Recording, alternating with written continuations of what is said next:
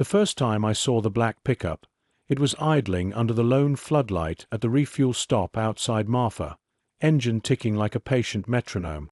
The driver wore a brimmed cap and sunglasses even though dusk swallowed the parking lot. When I stepped out to stretch after 8 hours of highway, he turned his head just enough that I could feel eyes I couldn't see settle on me. My name is Eli, and I hadn't come to West Texas for trouble. I came to tag along on my sister's divorce pickup, store a few. Lucia's rental sat on a dirt road that pinched toward the Davis Mountains. In the evening wind, the porch chimes made a sound like ice in a jar. We unloaded groceries while the horizon burned tangerine over distant oil pumps. She tried for breezy. "Don't worry," she said. "It's all paperwork." A coyote yipped somewhere beyond the mesquite and was answered by another. I watched the black pickup glide past once, slow, without headlights, like a stingray ghosting a reef. Texas plates, dust gritted. No bump. The first bad sign landed at midnight. A dull knock, then a voice we recognized through wood. "Just want to talk. Arturo." He wasn't a hitter, but he had a talent for making small rooms feel airless. The divorce had been simple until he decided it wasn't. Lucia froze, the way she used to when we were kids and our father barged in drunk, ready to edit the night with his belt. I stepped onto the porch and left the chain latched. "Come back tomorrow," I said, "or call your lawyer." He smiled, a slice of light. "My lawyer doesn't know what's in your sister's shed." "What shed?" I said, because I didn't know, and because playing dumb has saved my life before. "Don't worry," he said. "I'll show you." He nodded into the dark. Behind him, a second figure shifted by the juniper tree. The brimmed cap from the gas stop. The man lifted a hand in a lazy greeting that felt like a threat. Arturo's voice softened. "Open the gate, Eli." I didn't. He rested his palm against the door, fingertips testing the chain. "This road dies out here," he said, like an apology. "Folks don't come looking." From the kitchen, Lucia called the county sheriff. The ringtone felt like a flare in a cave. Arturo heard it and sighed, theatrical. "You see," he told the cap, "I told you they'd be difficult. I saw then that they weren't together by accident. Whatever this was had been arranged." Headlights swelled at the far bend. Arturo and the man melted off the stoop like fog peeling from a tank. The patrol SUV rolled up slow, dust corkscrewing in its wake. Deputy Hall was heavy around the middle, tired, competent. He took notes, drove the road, returned to say he hadn't found anyone. "Call if they come back," he said, and he meant it. He also meant that out here, 30 miles from the nearest real jail, night had its own rules. After Hall left, the house settled, ticking like a cooling pan. Out here, darkness isn't absence, it's substance. When the wind dropped, you heard freight far off, and your name mispronounced by night. I slept badly. The morning after the visit, the shed turned out to be real. I found it past the wind-gnawed fence, squatting behind a screen of creosote. The padlock had been clipped clean. Inside, a ragged footprint printed the dust. Cardboard boxes from a wholesale club stacked against the wall, heavy with canned soup and propane cartridges. A 5-gallon water cube sat open on the workbench. Nothing illegal, nothing explosive, but arranged with the obsessive neatness of a camp meant to outlast weather and questions. I took photos and sent them to Lucia. She texted back, "I never used that thing," which was true. When Arturo moved out, he'd kept a key to everything. My pulse did its old earthquake jitter.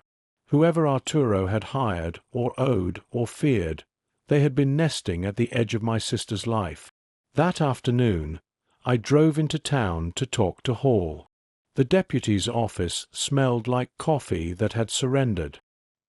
He looked at the pictures and didn't pretend relief. "You touched anything?" "Only my eyes," I said. "What does call H suggest to you?" He scratched his jaw. "Suggests somebody missing a vowel." "I saw a man in a cap," I said. "At the station. Then at the house with Arturo." He felt trained. Shoulders like poured concrete. Didn't say a word. Hall nodded, like that slotted into the puzzle he was hiding from me. "We'll run the plates on your pickup sighting," he said. "No promises. Lots of black trucks in Texas." He leaned back. "Your sister's ex had a side business moving things that weren't furniture." "Drugs." "People," Hall said, and watched my face more than my reaction. "Coyotes." He was small-time but connected to bigger men.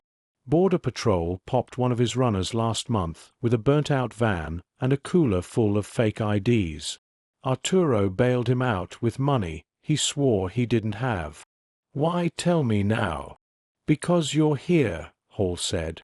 "Because when men like Arturo feel squeezed, they bring trouble home." I drove back with the radio off, listening to the prairie as if it were whispering instructions. The wind flexed and rattled roadside signs. A dust devil skipped across a fallow field and chewed itself thin. At the house, Lucia had packed her documents and her late mother-in-law's rosary, a chain of chipped beads that smelled faintly of closets. She kept asking if we should leave now. My answer changed every 5 minutes, toggling between pride and fear. The sky tightened into a hard blue dome. We killed time with chores, taping window seams and labeling boxes we might never move. Anything to pretend control could be itemized and placed on a shelf. By dark, the horizon pulsed with lightning above the Chinottis. Weather radio said high winds and brownout conditions. Wind carried grit through the window screens until our teeth rasped. In the shed, the sleeping bag waited in disciplined quiet. Lucia lit candles and set the rosary on the counter as if it could tether us to something polite. I checked the porch camera. Static crawled over the picture like ants over sugar.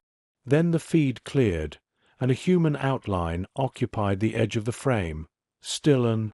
We counted the seconds between flashes, the way our mother taught us back in Midland when tornado sirens tested every first Tuesday. 5 miles. Maybe 6. Wind plucked at the eaves and made the house hum.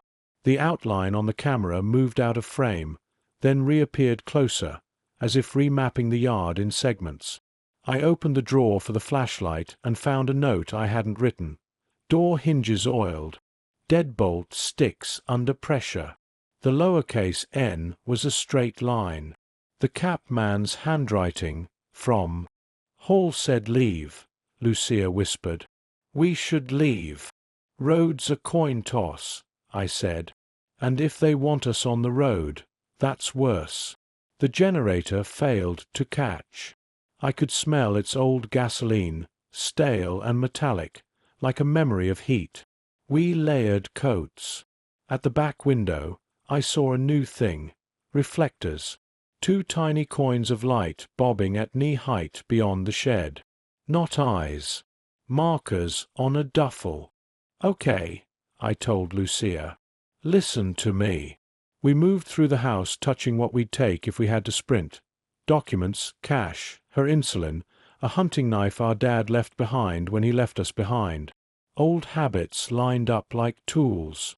I showed Lucia the knife grip. "If you stab, stab through," I said, and hated myself for saying it, and hated our father for teaching me how to say it.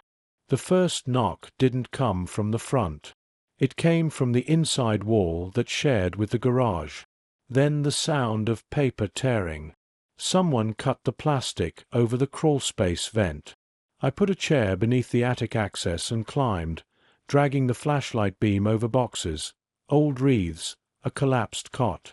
The wind drummed the roof, a low war like congested lungs.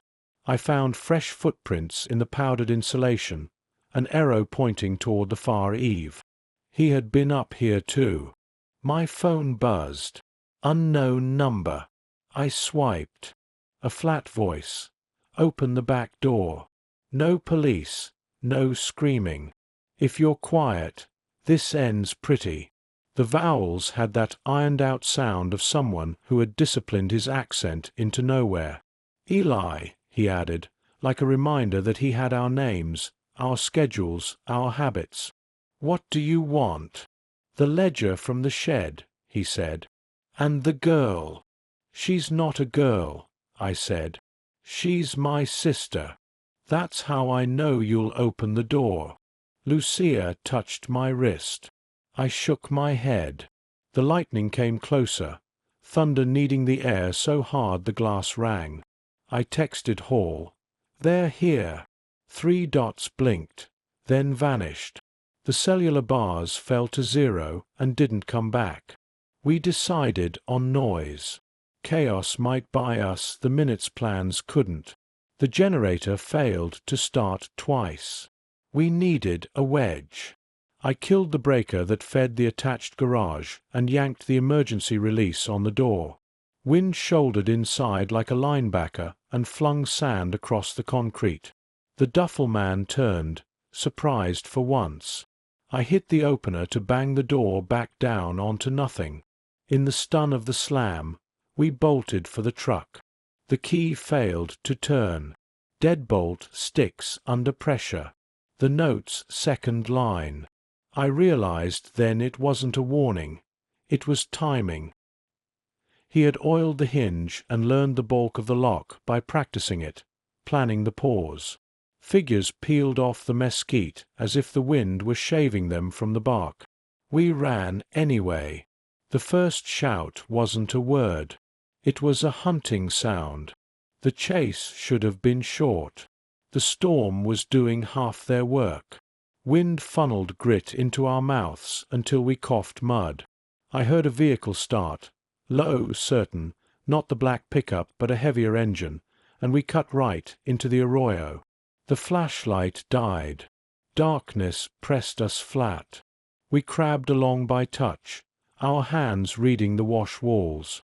The arroyo bent again. Up on the road, a beam skated, searching. A shout tore loose and shredded in the gusts. We crouched under a mesquite whose roots knitted the sand like fingers. Lucia trembled. I counted her breath with mine until terror normalized into rhythm. A new sound drifted over the wind, a hollow clank, regular, metal on metal. Not a cowbell. A gate chain. I pictured the old ranch gate at the far end of the wash. If we could reach it and slip into the next pasture, we could borrow distance. Crawl, I said. Quiet. We moved as if the ground might object. Halfway to the gate, a light exploded across the wash. I threw Lucia behind a boulder and rolled, pressing myself thin. The beam washed past, doubled back, and pinned a jackrabbit into statuary. The rabbit bolted. The beam followed the rabbit. A shot cracked the dark. Sand peppered my cheek. The rabbit folded like a dropped glove. The shooter wasn't trying to kill us yet. He was communicating the alphabet of control. We reached the gate.